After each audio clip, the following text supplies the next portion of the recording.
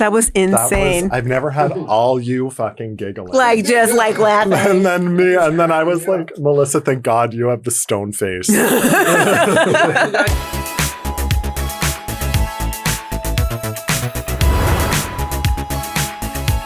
Welcome to Brief Recess. I'm Michael Foote. I'm Mélissa Malebranche. Today we're going to be talking about nuns and their podcasts, politicians posturing for the midterm elections, the record number of Republicans who are retiring right now, Americans who love their gasoline, Melissa's AI fruit telenovelas, an interview with Afroman, Yes. the man behind the titular song Lemon Pound Cake, and I'm going to answer all your burning questions from my DMs, so stick around.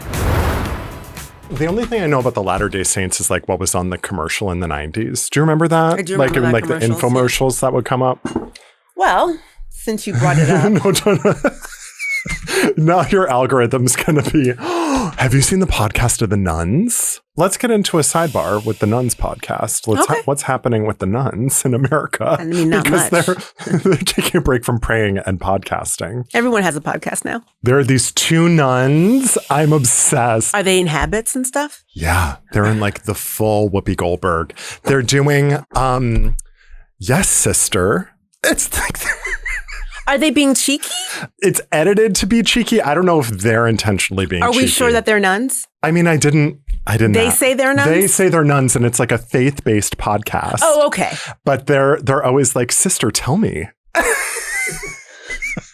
And they tell like modern woman stories from The Habit. Okay. And it'll be... Yeah, I know you have a lot of nun trauma from your life. I do have a lot of nun trauma. It probably doesn't hit as hard for you. Yeah, it's like whatever. Anyway. So I worked someplace where the office manager had been a nun. Oh. And she became a nun because she was a lesbian. And she was much older, right? Okay. And she had said that in her day, like... When she became a nun because she was a lesbian? Yes, because her family would have expected her to get married to a man. So she was like... So she was like, I don't know what I'm going to do, but I know for a fact that I don't want to be with a man. She was like, I'm a celebrity, get me out of here. Yes. And she was like, so I'm going to become a nun. Good for her. And so, you know, I can't remember how long she was a nun for, but she said she met her first girlfriend in the convent. I would watch that next Heated Rivalry season 2. Oh, yeah. Back in the monastery. And you know what is it? There are probably a lot of former nuns who have had that experience, right? Right. Mm-hmm. Is there like when she said that to me, I was field hockey team at the nunnery where they meet? Maybe.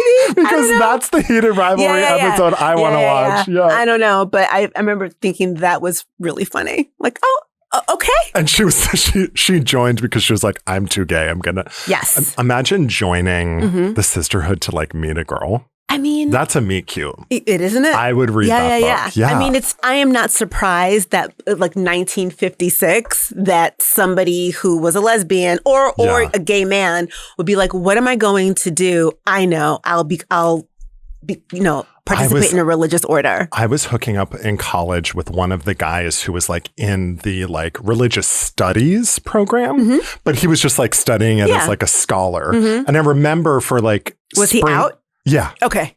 And I remember for spring break, he went to a monastery for like a week. And I was like, I can't talk to my boyfriend. He's in the monastery. Was it like do you remember if it was a silent retreat? I think it was. I think it was a silent retreat. A friend of mine did a silent retreat and he said that it was for 10 days. Day 3, he said he felt like he was losing his mind. He said, fuck this! Yeah. But he stayed. And he was really happy that he did it. But he was like, it was fucking hard. Yeah. Like, no books, no podcasting. Yeah, it's going to be really... miss us. No podcasting, nothing. Wait, no books? No books. Oh, because some people move their lips when they read. No. That's probably why they do that. Can I tell you something? It was the worst. Remember when you were a little kid? I don't know if they did this when you were a kid. You would have to read something out loud and everybody had a turn. Yeah. So I always read faster, right? Because I used to really like to read. So I would figure out where my point was. Harlequin novels. Yeah. I would figure out where my point was and I would like hold it. And then if some kid whatever. I won't even say the name because I'll get in trouble. But like, if some kid got stuck on a word, No. I would like, let's say the word was hippopotamus, and the kid was like, hippopotamus, and I would get in so, Mélissa, you can't do that. She's Sister Teresa was Sister Mary Claire was Sister second Mary grade. Claire. And I would get so mad when the kid would like be stuck on a word, and I'm just like, why? You freaking pedant! Why are you just correcting all the kids at school? I would do it all the time. And I remember one time I asked the kid why you freaking know it all, and you still to this day will be like, "I told you so." Oh, you still are. You've been that girl. Yeah, you've always been that girl. Yes, even in Sister Mary Claire's class. Yes, up until now. I make no apology. That's who I am. That's who she is. She's going to correct you. I am going to correct you. And let the record reflect. Let the record reflect. And if you do something that I suggested that you not do and it fucks up, I'm going to say to you, I told you. Alyssa. I say that to her all the time. Actually, should we call her? Let's see if she'll answer. She's not going to answer. I bet. She's going to like be somewhere. That's the thing with Alyssa. She's always somewhere. She's not going to answer. Because you know what? She's probably on a plane. Yeah, see? All right. She got a third concussion this year. I know she did. Unbelievable. I was like, why do you keep on hitting your head? And she's like, I know it's not ideal. I know it's not ideal. So I got it out of her. I had to pull out full litigation strategies just to get the information out of her as to how she busted her head for a third time. She walked into a glass door in Miami. It was her glass door. In her home? In her house. But, I am so deeply concerned about this girl. It is never her fault. Never. She was like, my friend closed the door. That door's always open. You leave the door open in your house? What are you texting door? her? I'm texting her, call one of us back immediately. Which door? Was it like? It was like the sliding glass door to the patio. Oh. And she walked into it, hit her head again. And I found out about this because I called her and she was like, I'm driving and everything's really blurry. I was like, Alyssa, get off the road, pull over. You know what? I have a neighbor who I can't remember why. He was upset because our building, we live in a condo, our building would not let him get an e-bike. Oh, okay. Right? Because they explode or whatever. And he said the reason. I don't know if that's why. Yeah. That's why? Don't e-bikes explode? A little bit like the lithium battery? Yes. Wow. Oh my God. Anyway, and so he said that the reason why he wanted an e-bike was because the DMV... Wait. The DMV was going to take away his driver's license because his vision was going. No. When I tell you, this man is still driving his car. And I keep on looking at him. And you're like, what are you doing? No, I know. No. And now he's going to be flying down the road on an e-bike, maybe. I don't know what's worse. All of it is dangerous. All of it is dangerous. You need shouldn't to be driving. Develop a relationship with Uber or Lyft or something. Yeah. Get off the fucking road. But I remember thinking before my dad died, I was like, at some point, we're going to have to take his keys away from him. And do you know what I'm saying? Like, just, he wasn't, by the time he passed away, he wasn't there yet. But I remember just like, looking at my dad, I was driving behind my dad once. We were both going back to my parents' house. And I was like, oh man. Uh-oh. Here we go. I remember driving around with my grandma and I don't even think I knew how to drive yet. And I remember being like, this isn't how it's supposed to go. I don't think this is right. All wrong. I don't think this is how you're supposed to park this car. I remember being like 10 and being like, that's not the way you do it. That's not how that works. I don't want to be a backseat driver. However, that's not how that works. Yeah, it was your yaya, right? I did have a yaya, but she was my great auntie was my yaya, but my grandmother was my grandmother. But Greek people have yayas. Yeah.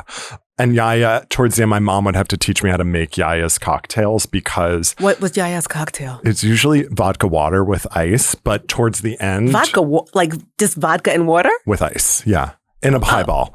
But... And I was little, and so they would have me as the bartender, and so because they wouldn't have to pay you, but Yaya, what they would do is towards the end, she couldn't drink that. She wasn't supposed to drink that much on all her medications. They would have me just put a little bit of vodka on the top of the glass of water so that when she sipped it, it tasted like vodka, but it was really mostly water. Mostly water? Yeah.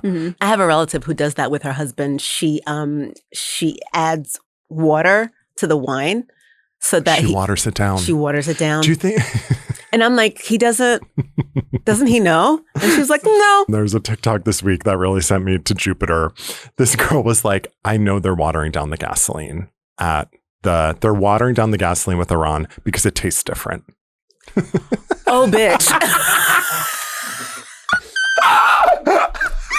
This is what I'm saying. Like, girls, no. Like, I weep for our nation. Like, what is happening? She was like, it tastes different than it did before the war. Like, it's funny, but I'm also like chagrined. Did she really? I think she was really joking. Oh, yeah. Did you ever see that show, My Weird Addiction? Where she's eating the sofa cushion. And this she was like, lady, I didn't. And they're always, the doctor is always sitting across from them like this. I have to tell you, my strange addiction, CJ's holding it up. Yeah. The doctor sitting across, I have to tell you, the sofa cushion, if you keep eating it, you're going to have kidney failure and you'll die. And the person's always like, shocked. I couldn't munch, nibbling away. What do you mean? The cup of bleach I drank this morning. This was not a show that I watched, but my friend watched it and she made me watch a couple episodes with her. But the one episode that I will never forget was this woman, her husband had passed away. Okay. And some of the ashes spilled. No. And she started eating it. Okay. We're going to take a break. I swear to disgusting. God. I know it's fucking gross. But and her whole thing was like, she was afraid to like run out. No, like throw it away. Like, I don't know what happened. The urn or whatever tipped over and she tried to sweep it up and was like, what it tastes like? I don't know. Okay. I don't know if she said. I don't remember. Ash. It tastes like ash. Whatever ash tastes like. Oh man. People are not okay. That is wild. People are not. I mean, why are you eating your sofa? Yeah, I mean, like what is happening? Right. What is happening in the home? What's happening in the home? What's happening in the home? New segment. What's happening in the home? Nothing good. People are not all right. What's happening in my home? Actually, this is not helping because my stomach is already a little bit weird. Why? Because Brad cooked. And that's that. Did he make the corn chowder? And this is last rites. Okay? Because he was like, oh, I want to make a red sauce. Like pasta? Okay. Yeah. At 2 a.m, I'm texting Charmaine. I don't feel good. Oh, no. Because I called her when he was cooking because I was like, please help me. Please keep me from going in the kitchen to fix whatever we know he's not doing it right. Okay. Right. And she was like, don't Brad go in listen? there. No. Okay. He would never watch anything I'm a part of. Go ahead. So she's like, don't go in there and interrupt his flow. And so at 2 a.m, I was texting her. I was like, I don't feel good. This is something is amiss in the home. What do you think he did? I honestly don't want to know. I want to just recover and move on. Okay. With just my stomach to be better. Okay. But that's why I'm drinking a full fat Coke and crackers today. That's what I've been eating. Oh no. Yeah. When was this? Last night. Oh, okay. Yeah. What's going on in the home? What's going on in the home? Bradley, what'd you put in the sauce? I don't know. Let's take a break. What'd you put in the gravy? This is your algorithm is showing what's happening in your feed because the news has been freaky deaky, wicked and wild. It has been kind of It's nuts. been Action Park, DC, bless you. It's been Action Park, DC. It's allergy season, actually. We've got a sneeze in the studio. We do. Or maybe they're like me. Over. They feel uncomfortable, so they sneezed.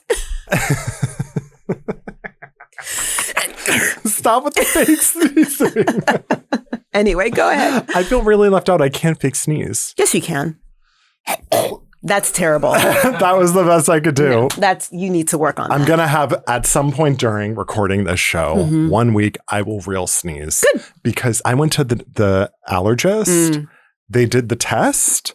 It's like everything. They left and came back and they were like, oh my God. They had to do triage because my whole arm was swollen. Yeah. They were like, you're allergic to every type of tree pollen. And I was like, you didn't want to ease into it? You did all of them? No, they just do it. They do the whole thing. Yeah, they do everything. Yeah, I know. Yeah. So I have to take crazy allergy medications, but Anyway, speaking of things I'm allergic to, we should talk about what? The Senate approved legislation to fund all of DHS except ICE and CBP. Mm-hmm. And then the House was like, no. Right. They just like shut it down really fast. Are we surprised?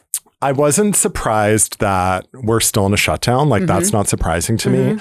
There was a flurry of activity where I just imagine like papers flying, like running. Senate quickly passed it. And then they were just bolted to the airport to leave for the week for recess. So they bolted to the airport and then sort of like, it seems like they just left a turd on the doorstep of and lit it on fire. Yeah. They did. Like at the house. Yeah. And then the house was Put like, it in a paper bag. Yeah. And then set it on fire. I mean, I think a lot of what's happening in DC right now is people are just doing really petty things at our expense as citizens so that they have talking points in the midterm elections. Yeah. So they did this, left it with the House, knowing they probably would never approve it. Right. And then the House Republicans were like, we don't approve this we're not at all. We're not going to approve this whatsoever. So we're in the same situation, and travel is getting worse for people. Right. I guess it did score some political points for the campaign trail for Democrats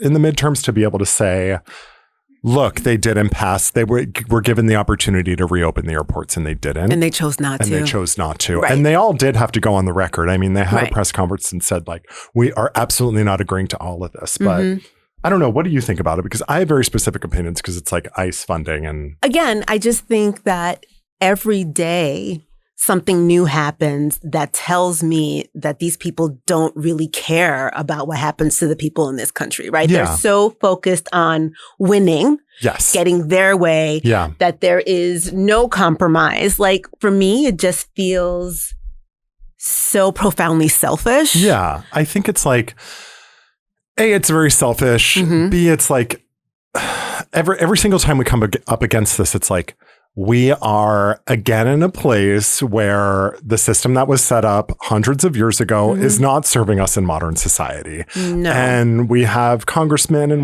men and women who are been in Congress forever, or Susan Collins, who is a Democrat and supposed to be a Democrat, but then votes every time with Trump and has like a MAGA hat. She literally has a MAGA hat and has been photographed with it. I was reading today that a record number of Republicans are retiring before the midterm elections. ABC reported on this. Since 1930, there's almost 100 years, there have never been this many Republicans retiring before a midterm election. Why? What do you think that's about? I think they know they're about to get walloped. They're about to get dog walked in the midterms. And I think that everyone's trying to save face rather than spend all the money to lose and then be a big fat loser. They're like, all right, I'm going to wait 5 years and run again in 2030. Let's just wait and see. It's easier to do that. Go on the speaking circuit, write a book. I wonder if people will remember what they didn't do. Do you know what I'm saying? Like, you had the opportunity to put the country back together again. At the very least, the airport's running appropriately again. And instead you decided not to because you were being petty. And now you realize you're probably not going to win. So you're going to quit. You're not going to run again. You're not going to quit, but you're not going to run again. And now that this sort of things have settled down, then you're going to go back and try and run again. Right. I will say the one thing that people do not forget in this country, and it may seem really weird to you and me, gas prices. If you had some sort of effect on the gas prices as a politician, they will eat you up. No crumbs. Absolutely gobble you up, Miss Piggy. What does it say about us? No, I mean, that literally, if it's like a quarter, they're like, get him. What does it say about us, though, that like, that's going to be the thing? Not kids being killed in school, not gun control, the gas. Americans, if you fuck with their gas prices, they snap off the nails, they take off the earrings. Vaseline on the face. They take the folding chair, La Plancha. They go Luchurrito on you if you fuck with the gas prices even a little bit. Did you see that interview with the woman she was at the pump and she was like, this like local reporter was interviewing her and they were like, so what do you think about what Trump is doing in Iran? And she tore into this man. If you could say something to President Trump and he was going to hear you right now, what would it be? You are a worthless pile of This woman, I think I want to say it was in Philly or Pittsburgh. It was it was definitely one of these cities in America where they will beat you to death with a sock filled with batteries. Sure. You know, like it's one of those towns. And so she was like, and I voted for him 3 times. And she's like, and that's my bad. Oh, I did see her. Yeah. She's like, shame on me. She's got the sunglasses on and she's next to her Honda. And she's like, her Honda Accord. She's like, her 2000 Honda Accord.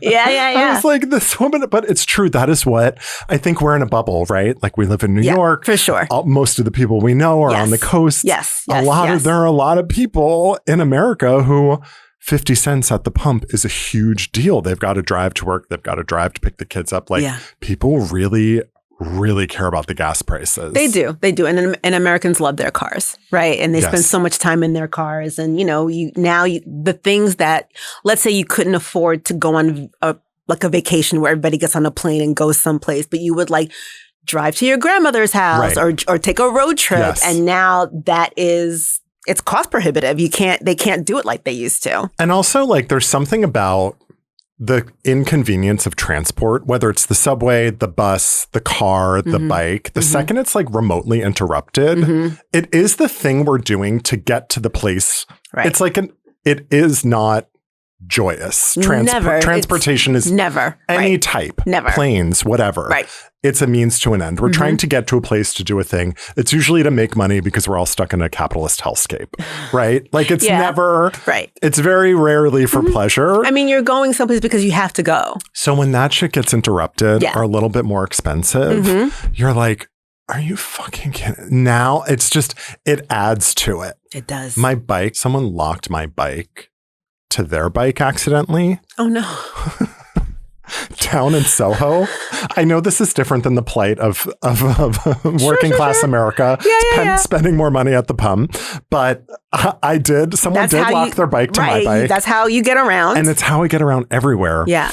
And so all weekend I went to this party on Thursday night and I tied up my bike. Have you been visiting your bike? Did you get your bike back? Melissa, I've been visiting it. Yeah. And I've been putting flowers at its gravesite. Like, I've had to go back like 3 or 4 days in a row because in New York City, your bike survives maybe 24 hours chained up outside. Then people start taking shit off it. So the wheels are gone. Yep. And things just start disappearing. You should have just gotten a bolt cutter. It's a giant. It's a huge. I would need like an actual electric saw to get through this lock. Okay. So I've been going every day. You still don't have it back? I've been biking. I finally got it back yesterday, but it was 4 days without my bike. And I was you just showed up and it was untethered. Like the person had taken the lock off? My lock was still locked, but they went over my lock and left it there for days. I was like, this person has some nerve. And they don't go anywhere. And they don't, where are you? Yeah. Don't you have anything to do? I finally got it back. And then I get a text message from the girl who sells me my glasses. Okay. At the store. Yeah.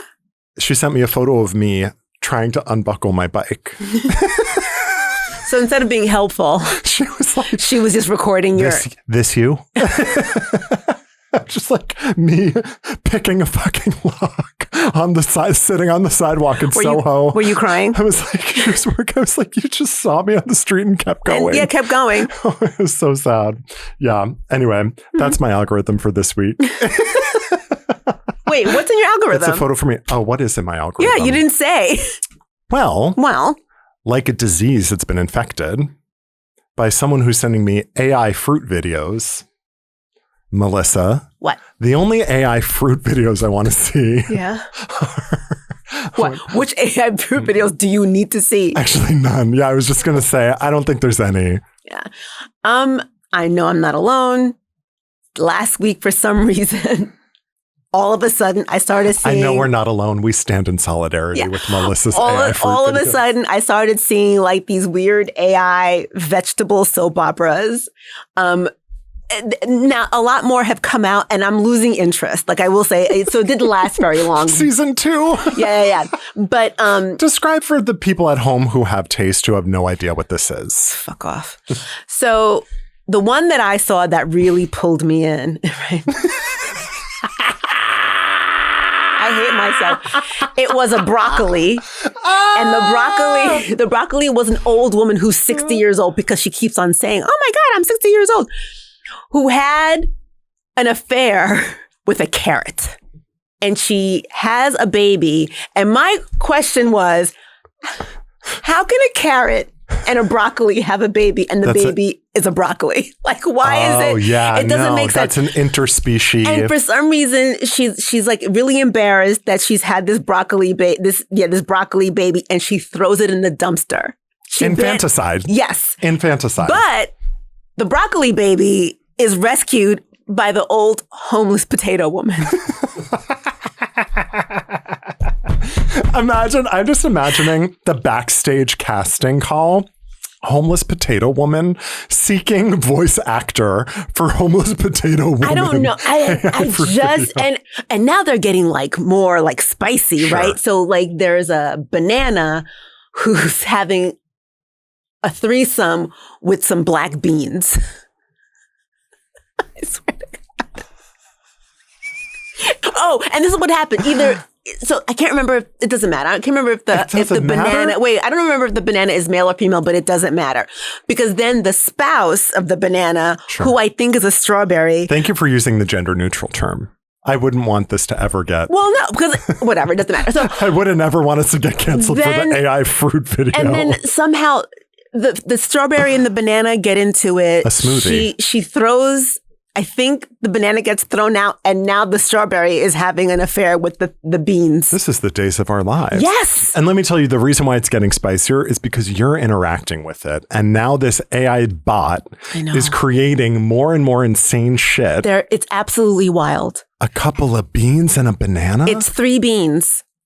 That's polyamory. I mean, that's a Bushwick throuple. But also, like, the beans are like very muscular for some reason. I feel like this is vegan porn. Like, I feel like the vegans are watching this and getting off. So fucking weird, but I can't stop watching it. Although I did say I put it to the side this week, and I was like, enough, because it was enough is enough. The beans, the 3 beans and the banana was too much for me. It was too much for me.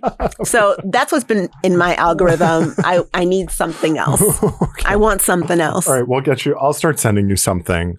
Lastly, I do have an update on the Neatos. Okay. So I am riveted.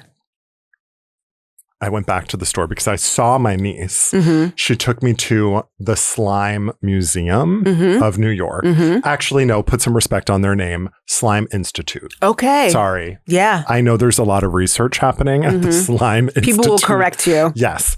And so before we went, I was like, you know what? Let me check the store. For the Neatos. For the Neato. Let me go back to the local toy store. Mm-hmm. I get there and there's a new sign on the door. Oh, Michael, what does it say? It says, if you're reading this. No, what does it say? There's a nuke aimed for your face. Shut up. All right. No, new sign. It says, we still don't have the Neatos. No one can find the FedEx box. We've called them multiple times. Like it's no longer now. It's not a sign on the door. Now it's a missive. Like, what is going on? There was a whole thing. There was a whole thing because people are still harassing this woman for these Neatos. Mm-hmm. And I asked my sister, and she said that my niece has her driving all over Long Island looking for them, and they're nowhere to be found. You know, when I was a kid. We played with rocks. Well, yeah. Literally no one gave a shit about us. But like when I was a kid, if I wanted something, granted, nothing ever went this crazy. Yes. I mean, Cabbage Patch Kids, but I don't know. My parents would just say no, and I'd be like, okay. It's like, I've had this conversation with people. I grew up in a house with guns. The guns. Just listen. My dad used to hunt. Okay, sorry. What? You went from being told no to guns. Well, yes, and I was because like, I'll tell you why. And because my dad used to go hunting, and his rifles were in his closet. Okay. They were not locked up. Yeah. The bullets were right there. Oh my God. And my dad said, was this in New York or Haiti? Yeah, Okay. here. Wow. Here and in Haiti, but here. Oh, wow. And he said, don't touch it. And you didn't And touch I didn't touch it. Yeah, of course. Like, yeah. you know what I'm saying? My parents would say no to stuff. And I'd be like, okay. And now when I got older, Right. I would argue with them. But when I was a kid, no, j'ai dit no. I said no. Okay. And I would cry, but like, whatever. My mother never would have taken me in the car traipsing around the streets of Long Island to look for this fucking slinky. Yeah, it's the new generation. Slinky. A slinky. Melissa sent me a photo of her confirmation this weekend. This is crazy. Had braces and straight hair. Oh my God. And it was one of those pictures where, the double picture where there's like you're looking straight and then the other you was looking that way. And it was like modern photography. I think it was for my confirmation. It was the ghost of you looking over the shoulder. It was so funny. It was the so funny. It was the Holy Ghost. It was for your confirmation. Yeah. All right, let's take a break. This is Under Oath. We're going to get into a deep dive on an awesome topic in the news right now. I'm really excited. We have Afroman joining us. Can't wait. It's going to be such a great interview. Afroman is the Grammy-nominated musician for his song Because I Got High. It's about life in a hot air balloon. Mm-hmm. It was released in 2002, and he's back now with his titular song, Lemon Pound Cake, which is not about running a small bakery. It is not. It's not. He joins us today to discuss how a local sheriff's department raided his house under false pretenses and then tried to play the victim and sue him for defamation. And it's a case they recently lost. Very famously all over the headlines last week. So we are thrilled to welcome Afroman to Brief Recess. Yay! Afroman, I have to tell you, my birthday is 420, and the number of people that forget to wish me happy birthday because they're so high. I'm looking at you, Grandma. I think I just might drop it 419 now, just after this conversation. That's a good idea. Please do. Hey. Well, congratulations on your win in court. We wanted to talk to you a little bit today about your win. I just can do a quick update for everyone. Afroman, his home was broken into by police who were conducting a raid based off false information. Isn't that right? Yes, sir. Thereafter, because they destroyed your property and ate your cake, you wrote an album inspired by that experience, right? You really turned lemon into lemonade. Lemon pound cake, actually. Lemon pound cake, actually. Right, yes. And so could you tell us a little bit more about that? Tell us about your experience and your court case and sort of what happened.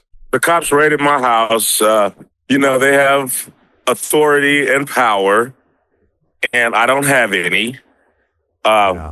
They took advantage of that authority and power, and they vandalized the place. And then they were kind of cheerful and unapologetic about the destruction they left. Right. It kind of brought a little delight to their souls that they destroyed my house. Even though they didn't find nothing, they kind of got a kick in destroying everything. So anyway, I know you need police in society. I mean, society needs a scarecrow. The bad man needs to wake up and know that there is consequences for his bad actions. So even if a police officer didn't do anything, we need like a society scarecrow. Sure. Police officers. At the same time, when people do wrong, they need to be checked. Yeah. I thought about everything. They didn't want to help me with the damages. So I make money rapping. So I didn't want to spend my because I got high money paying for police damage. Right. Mm-hmm. So I thought I would write an album about the police officers and let my story about them pay for their damage that they brought to my house. that was my solution. I didn't want to go down to the police department and throw trash cans up against the door and get arrested in the lawn and get taken into jail and get Epstein. So I thought the most positive, constructive thing I could do was to make money off the situation. I thought about my life, and I thought about how I sung my way through all my problems. I was going to clean my room, but then I got high. You know, like, that song is not funny. I made it funny after I put it on a piece of paper. Yeah. And I let everybody laugh at my heartache and my disappointments, and it turned funny with strength and time. But it wasn't funny at first. But I remember how that song helped me get through those bad times. So, you know, in other words, in my life, I have rapped and sung my way through my problems. So this is like another little thing, you know, okay, all right, I'm going to just make a little song about these cops. And they got songs out there like F the police and I'm a killer. Ice-T got cop killed. I have never said F the police. Man, police officers take pictures with me all day long. They come over with slices of lemon pound cake. They smiling, you know, hey, sweetheart, hey. So I never said fuck the police and none of that. I called them out by name. I found out who they were, and I didn't even say fuck them. I just said, you know, you really like my mom's lemon pound cake. Look how you're looking at it. You know, and I sold the records. They got a lot of attention. Not that much money. It's hard to make money off of records in, you know, this side of 2000. Yeah. You know, I was the first rapper to go viral, but that was the beginning of artists getting ripped off. Right. Like, the reason why I didn't go platinum is people didn't have to pay for my record. The whole world had it, and nobody wanted. They was like file share, and they was just laughing at me in the street. Like, I got your whole album free, dude. Like, you know. Anyway, blah, blah. So it didn't make that much money record-wise, you know. But I think it paid for the damage. The cops gave me about $14,000 to $30,000 worth of damage to my house.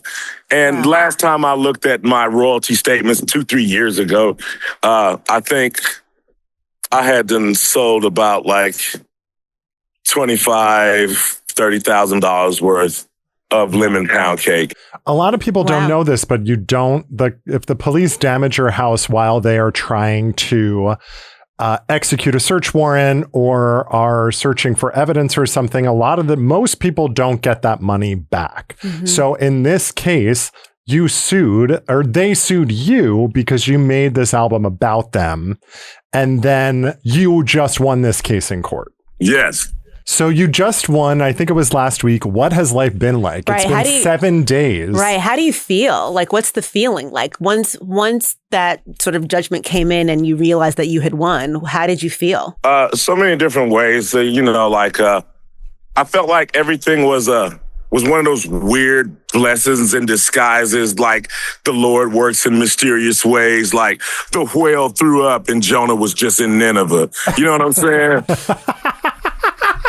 It's like some stuff like that, dude. Like, I can't believe it's some Old Testament shit. I'm not an angel. I'm not, you know, super religious. The book of Afroman. Yes. I guess, you know, God, you know, from what I read and hear, God invented Jesus to see if he could give the average human being faith. You hear what I'm saying? Right. Yeah. And so he had to test drive Jesus before he sent him into the public. So he made Jesus, he got baptized, and then he said, Jesus was led by the Spirit into the wilderness. I don't know if you guys are familiar with that little sentence. I'm not. And part of the Lord's Prayer or the daily prayer we're supposed to pray is, you guys have probably heard it, everybody stand up, they go, Our Father. Jesus told us to pray like this, Our Father, who art in heaven. Okay, it says all of that stuff. Now there's this one key part. He goes, lead us not into temptation, but deliver us from evil. Okay.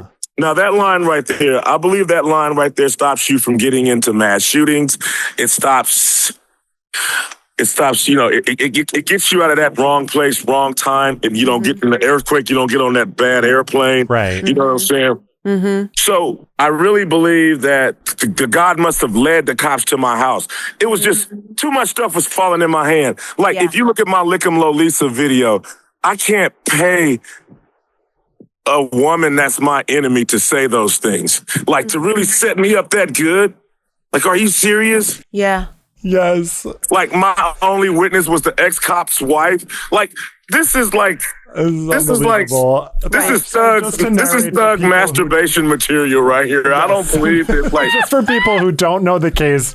This dude on national TV talking about he don't know if I flipped his wife or not. So basically, I just need to set it up so people understand what you're talking about, Afroman. For people who aren't familiar with your case, in the trial that they held in the defamation suit, a defense to defamation is the truth, right? If you're telling the truth, then you cannot sue that person for damages because they're not making things up about you. Therefore, it's not defamation. So what Afroman had to do as part of his defense was he had to call these people who he wrote songs about, and the assertions he made in the songs, he then had to defend by proving the truth of what he was saying. So, for example, in the song, what is it? Lick 'em Low Lisa, he had to, as part of his defense, call certain witnesses to attest to the truth of the lyrics of those songs. So that's what you're talking about, right? Yes, sir.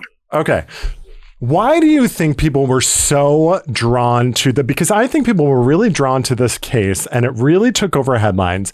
And I honestly think it's because of one of these situations, the situation we're in this country, where there's so many times where the little person, not to call you a little person, but the person of the David and the Goliath. I hate to admit it, but I am. The average person, the David and Goliath, the David does not win because they're up against a giant institution and they don't win for that reason.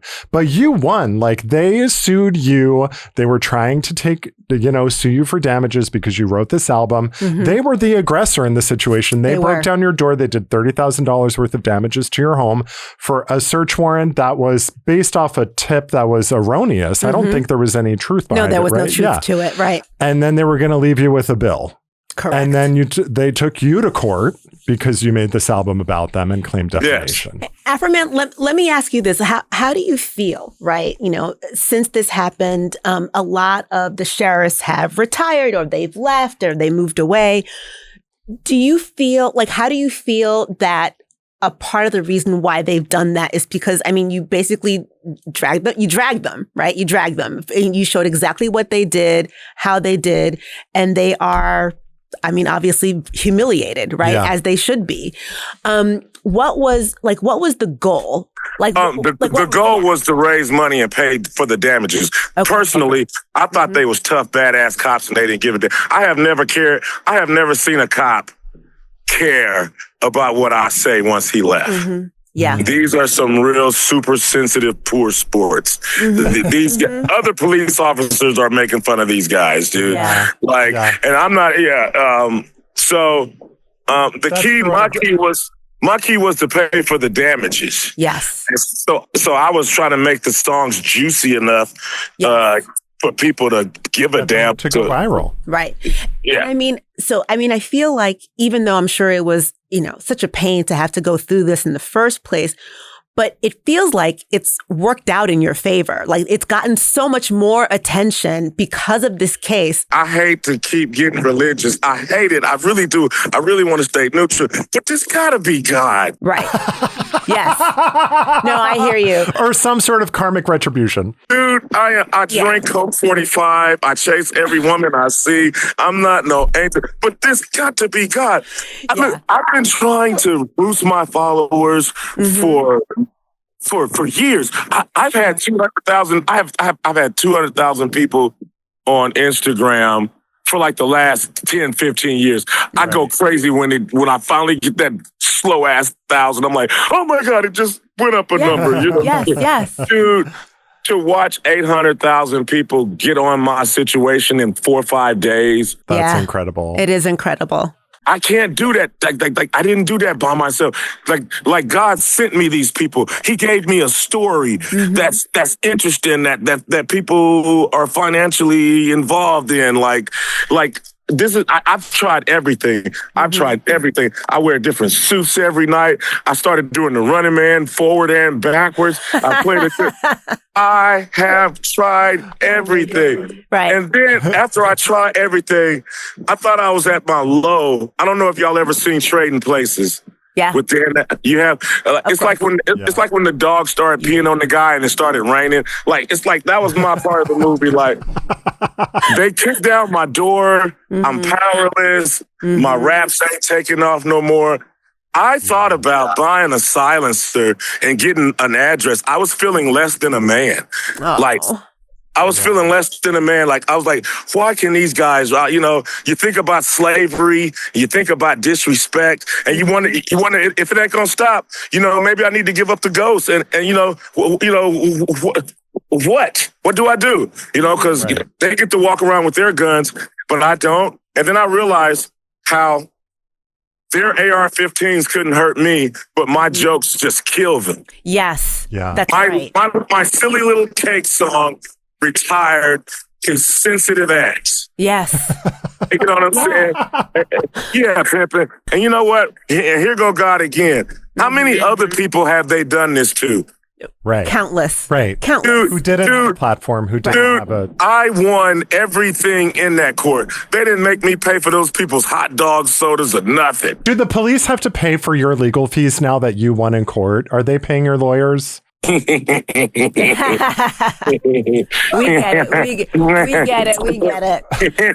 So again, just to go on with what you were saying, Melissa, stop trying to host this interview. It's not gonna. Neither of us. It's not gonna work. But I was just gonna say, like what you've been saying, like we say, look at God, right? Like, look at this thing that just fell into your lap. You couldn't have possibly. If somebody had made a movie about this, we wouldn't believe it. One cop will get on the stand and be like, yeah, he called me Officer Pound Cake and I'm mad about it. I get hundreds of cakes every day. Right. I can't pay nobody to be that. Like, this is like, it's like Super Troopers or something. It's like Police Academy. It's something goofy. Like, I can't pay for that, dude. Like, what a script. Didn't you called the police chief's ex-wife to the stand as a witness? He wasn't the police. He was just like a regular officer. His name is Sean Grooms. I got a song called Sean Grooming Grooms, and he blamed his divorce on me. Come to find out. What did you ask his ex-wife on the stand? What did your lawyers ask? If she had a restraining order against him and all kind of good stuff, and just let him know. The bottom line is he's a liar. And a liar shouldn't have police authority or power. He's a liar, bad character. One other cop was married to an ex-convict thief. Now, they say birds of a feather. You can finish the rest of that. You know what I'm saying? Then another cop, all the people in the town, they say he's a statutory rapist, but he's a sheriff and can't nobody do nothing about it. And then his brother, you can go look it up right now, is a convicted pedophile that got fired from the People's Police Department. He's the chief of police over there. Okay, we have live fact checking, and that has checked out to be true. So yeah, brother, that's not defamation. And see, that's why they was trying to sue me and shut me up and scare me and intimidate me. But I told the truth, and what did the truth do? It set me free. Yep, man. Damn, and all of these rivers are just leading back to the ocean of God. And it's like, it's got to be a blessing from God. What's next for you? What are you working on now? Where are you headed next? You're in Texas. What's on the horizon for Afroman? I'm going to run it down to you. Here it goes. No, please. Here it goes. All right. First of all, the album's coming out. I am a rapper. First things first. McDonald always got to serve you the Big Mac with the Coke. We're going to come with the Mac Curry and the Mac Rib. We're going to do everything. But first, we're going to take care of business. We're going to keep the Big Mac number one. Number one, I'm going to make an album. And that's April 19th, anywhere you get music. After that, the Lemon Pound Cake line is coming. You know what I'm saying? Okay. I would like to get a big chain. that professionally knows how to do it. But if they don't step up, I'm going to move on with a little man, and I'm going to make him a big man. We're going to get big together. The Lemon Pound Cakes come together. Then the Afroman signature freedom of speech American Dream suit is coming. Beautiful. I'll wear one on the show. I'm happy to. Yes, it's coming. After this suit, just more of it. Everything. The Afroman superhero cartoon. If you see the battle hymn of the police whistleblower, I got my superhero character. He's singing the last part of my song as I lose my voice, and he's dropping down. But it's a superhero. This superhero is he's gonna He's going to save society against bad cops. So when cops, I'm going to have cartoon cops like, hey, we're going to steal your money and plant drugs on you. You're going to prison. I'm going to have like these bad cops. And then they're going to be like, is it a bird? Is it a plane? It's Afroman. And then the bad cops are going to be like, Afroman, they're going to have guns and stuff. They're going to start shaking. Like, Afroman, please don't rap about us. Like, yes, please don't give us none of your emotional distress. Don't give us humiliation. Please don't rap about us. You're rapping because they know what'll happen. I'm going to start rapping and they're going to run away. And then all the community going to be like, thanks, Afroman, for saving us from the bad cops. It's coming, brother. Well, thank you so much for joining us. Thank you for your work. I can't wait for it's the sky's the limit. We're so happy for you. Like, this just feels like, the little man got ahead. Do you know what I'm saying? Like, it's I thank God he used the foolish to confirm the wise. He worked in mysterious ways. Yeah. I think he let this go down so he could use me to bring worldwide attention to corruption in government, period. Yeah. And they can all see it. I did it with rap music, no money, just a little goofy drunk rapper. Thank you so much. Exposed the government to the world. Thank you. And now all the scholars and the little man can use his freedom of speech to acknowledge there is a problem. Use his freedom of speech to address the problem. Use his freedom of speech to solve the problem. Amen. Hey. Oh, it was so great speaking to you. It was really nice to talk to you. Thank you so much. Thank you, Afroman, for joining us on Brief Recess. Yeah, take care. I just got run over. That God gave us Lick 'em Low Lisa, a song about some woman going down on another woman. Thanking God for Lick 'em Low Lisa. And then he's for somebody who's just like, and I'm not religious. Here's another story about God. It's like, oh my God. This is so goodness. That was actually it was fun. Wild. It was fun. So it was fun. And he's oh my God. He's kind of cute. Like, oh my God, no shade. Yeah. I was just like, he's like adorable. You're right. It was like, I don't like God at all, but let me quote him multiple times. But he sent me here, and this whole situation was his doing. Yeah. It's got to be God. It's got to be God. It's got to be God. Okay. The Big Mac. The Big Mac and the Coke and the McRib. We got to keep it number one. The Big Mac will always be number one on the menu. I'm going to start saying that. I love that. Oh my God. I actually really love this so for funny. him. That was fun. Great. No, I love it because you're right. It is like, it feels like the little man. Mm-hmm. Finally a fucking win. And and what he was saying, I mean, not every rapper becomes Jay-Z, right? Yes. You know what I'm saying? Yeah. So like this idea that this rapper who's known for making like jokes, and he said that he'd been struggling. He was like a one-hit wonder. Correct. And this, so, it must be a terrible thing, right? When the police come barging into your home, it's scary and all the things. And he took this terrible situation.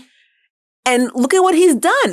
He's revitalized his career. Totally. And I think like he said, they do this to so many people. Right. And we don't hear about it. We never hear about it. And they never get their bills paid. Mm-hmm. Nothing ever happens. Right. And there's no accountability. Correct. So I think this is like one of those rare times in fucking life and society where it feels like the bad guys got what was coming. Especially because we know like many times, far too many times, the police have barged into someone's home and the person there gets killed. Yes. Right. So thank God this didn't happen to him. Of and course, he was able to take a scary, terrible situation and like make it really funny. And now he's got new followers and he's probably going to go on tour and do all this really cool stuff. I really want a Big Mac. I think I want like some lemon pound cake. I love lemon pound. I love lemon pound cake. I do. You do. You love a lemon. I love dessert. A lemon dessert. Okay, we'll be right back.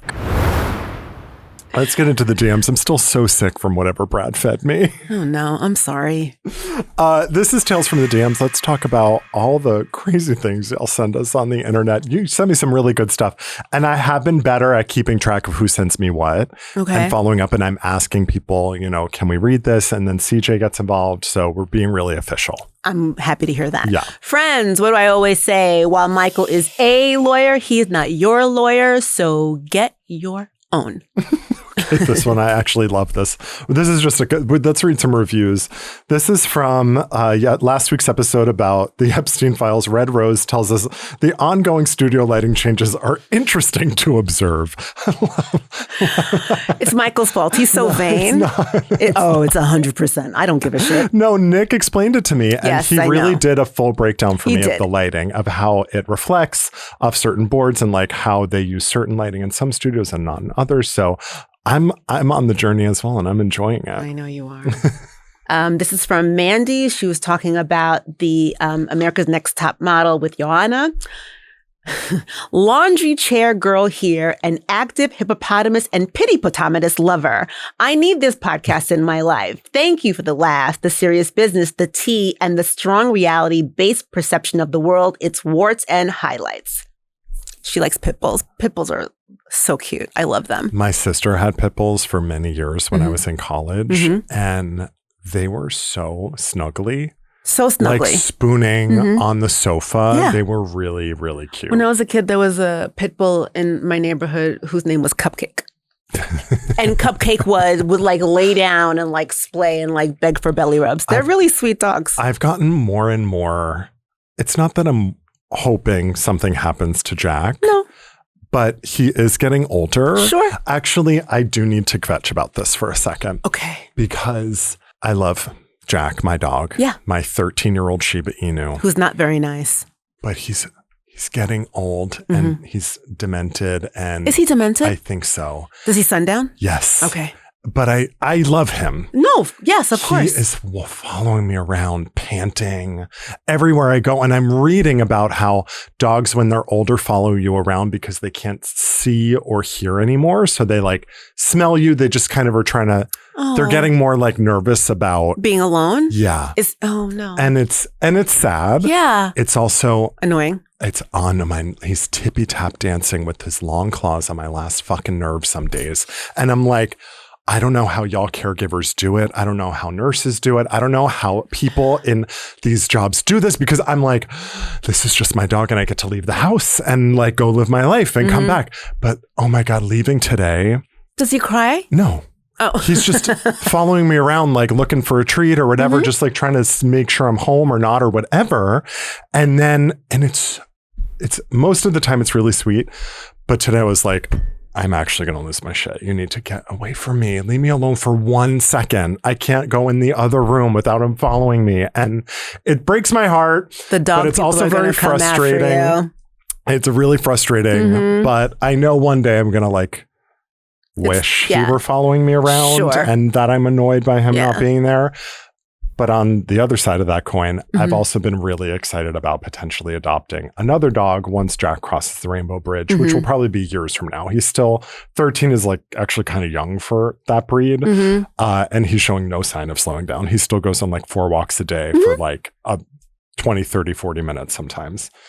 But I'm like falling in love with all these other dogs as I'm like looking around on the end. I'm like, oh, I'm actually really excited. Andre really wants a dog and I won't get one. But I look at them and they're so cute, especially the ones who like need homes. Just the dodo. The dodo is like the worst thing. I can't. It just reels you in. Dodo. I know, but I love it. Just this homeless dog who all of a sudden finds their home and now they're beautiful and loved. I saw one and it was like, we're going to test her out for the weekend. And like before the video was even over, they were like, there's no way.